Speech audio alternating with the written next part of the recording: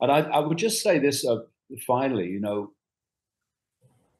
when you redefine your self-identity, you also redefine your priorities. And the priority that will transform this world in a flash is when we do what we know to be right. That's what happens when you get into these expanded levels of awareness. You start to do what you know to be right. Because there are so many people in the world who would like to do what they know to be right. But they then go through a checklist. What are the consequences for me of doing it? That's 5 sense mind. That's fear. That's what if.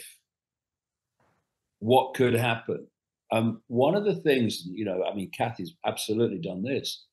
One of the things that happens when you break out of that mind prison is you do what you know to be right because you have no checklist of consequences.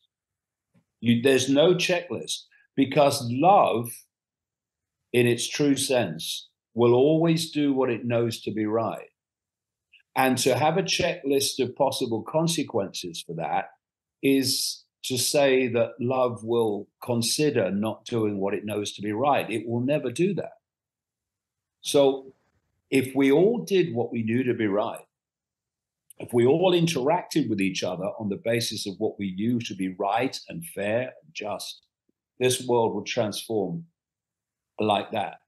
And that's the answer, because we've been manipulated into fearing doing what we know to be right and to not do it because maybe it doesn't suit my best interests in the moment to do what I know to be right. If I can screw this guy or screw this person on a financial deal, that's the best thing for me, right? So that's what I'm going to do. And that's how we get into this mess. That's how we get into the world that we live in. But you do what you know to be right.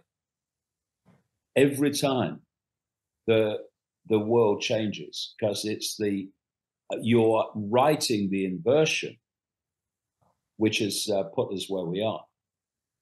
What a beautiful final message for today that we can only echo.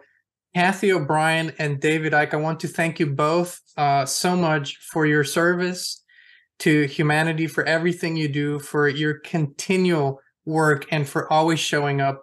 It means so much to so many people, and so many people are in deep gratitude, as are we. Thank you again, and thank you for taking the time today and joining us for this conversation.